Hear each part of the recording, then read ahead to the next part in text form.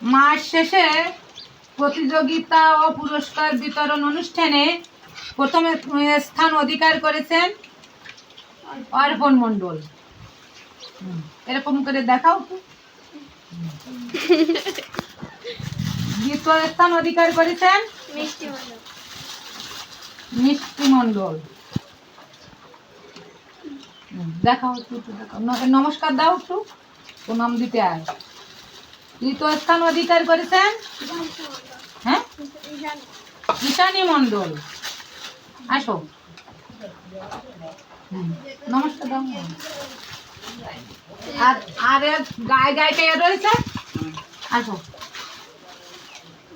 আর সমান সমান অধিকার করেছেন হৃদয় বৈরাগী।